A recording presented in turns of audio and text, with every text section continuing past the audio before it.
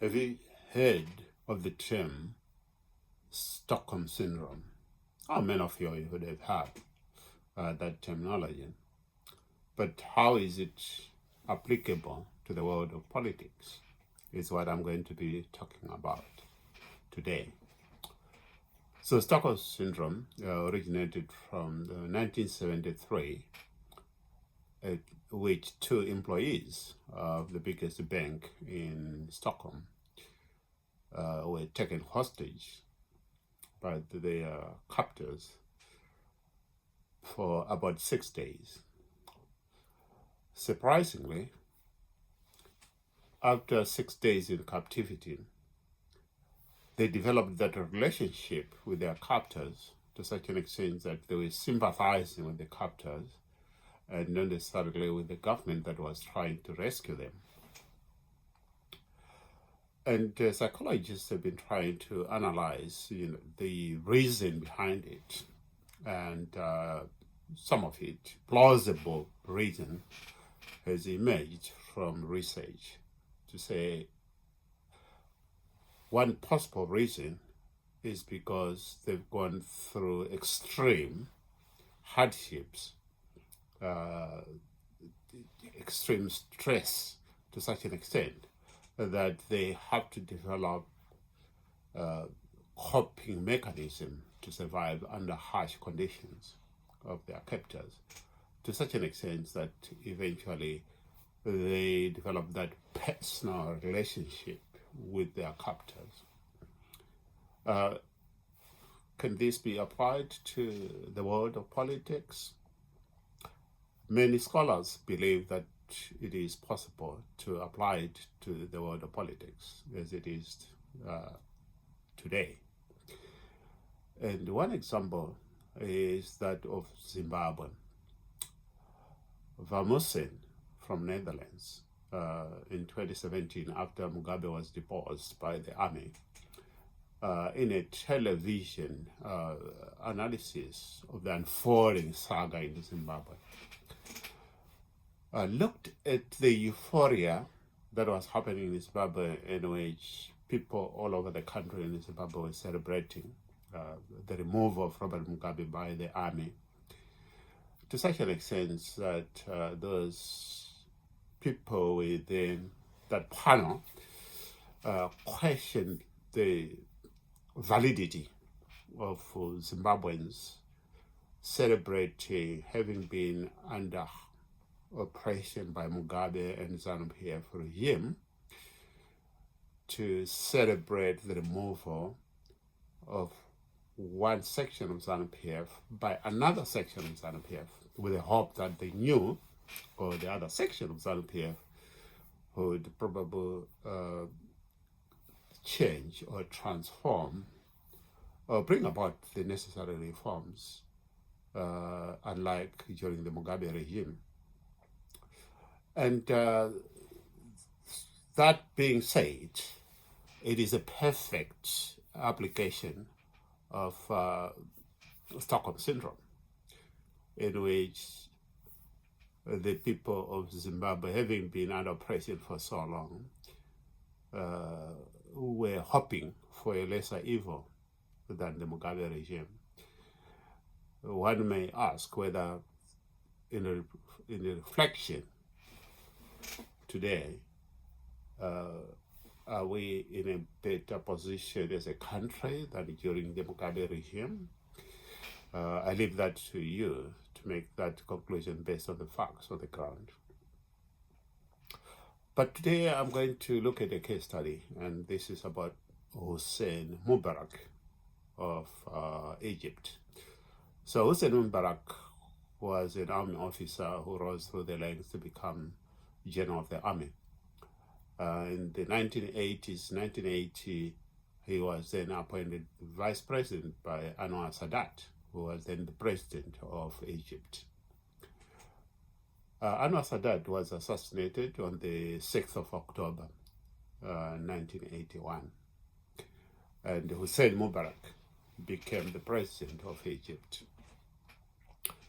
And when Mubarak took over as president, he brought this vision a vision of reform, electoral reform, political, social, and economic reform that was supposed to benefit the generality of the Egyptians.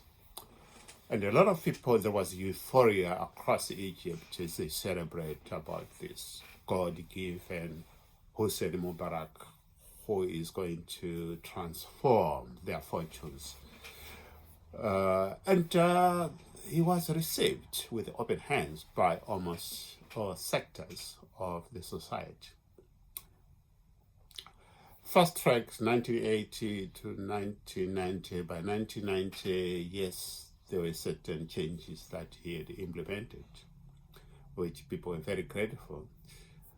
But the speed at which the reforms, or the promised reforms, never materialized, and people started questioning, the sincerity of giving further a mandate to Hussein Mubarak to continue with his promises and rule.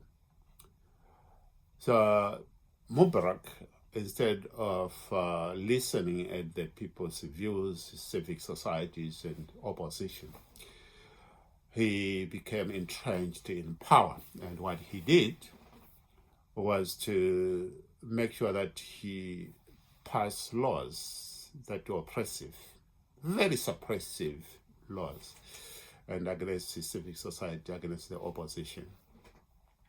And using his National Democratic Party of Egypt, he managed to capture almost all government institutions, including the courts, the Secret Service,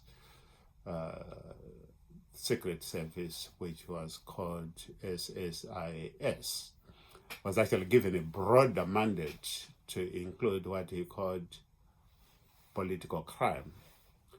And by political crime, he meant dealing with the opposition and civil societies, as he treated them, and he saw them as a threat to his rule, and in his own words, a threat to national security. So during Hussein Mubarak in the 1990s, he became so oppressive to such an extent that opposition members were summarily arrested, through drummed up charges, sentenced. So because the courts were captured, it was a fast track, and the legal outcome was known.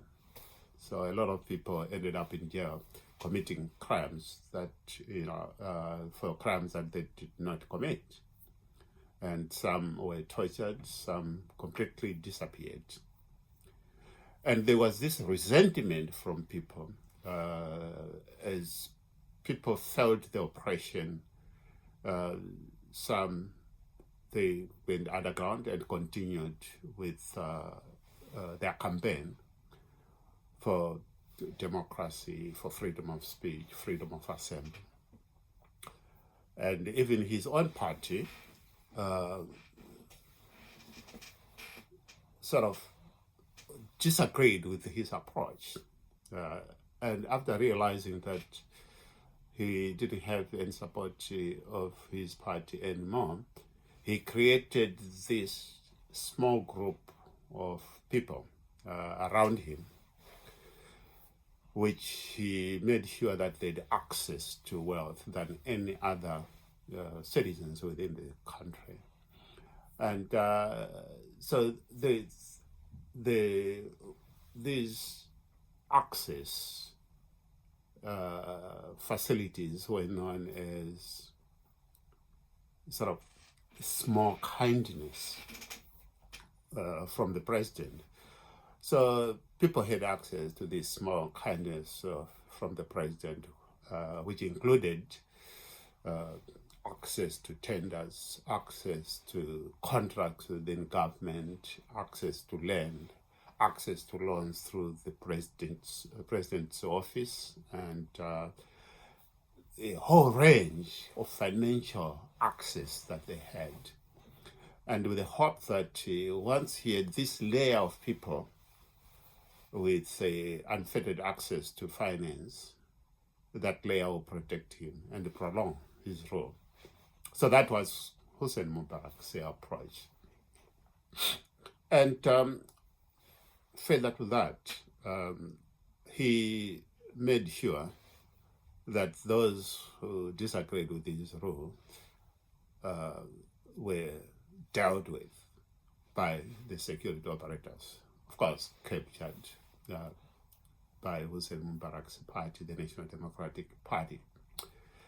And this group of people around the president were also immune from prosecution.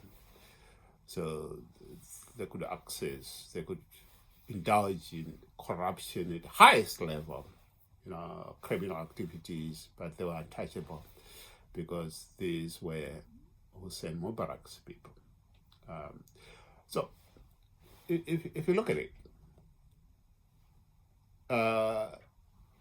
look at the Zimbabwean scenario today, do you see any parallels? It seems all dictators, they actually take from the same template.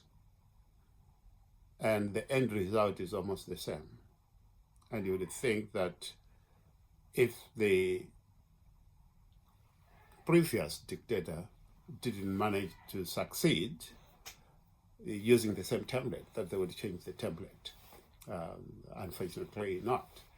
And I hope through that you have learned one or two things, because what happened is that with Mubarak, by 2011, people have become disenfranchised, and there were widespread demonstration against his rule, to the extent that he was toppled in 2011, arrested, tried, and imprisoned, and he died in February 2020, a very miserable man. So what is the lesson learned? The lesson learned is that leadership must understand that if they are given the mandate by the people, they have to be accountable, and they have to rule by the people, for the people. And that way, they will be remembered for having delivered economic prosperity, freedom, and societal development to the people. I hope you have learned one or two things, and thank you.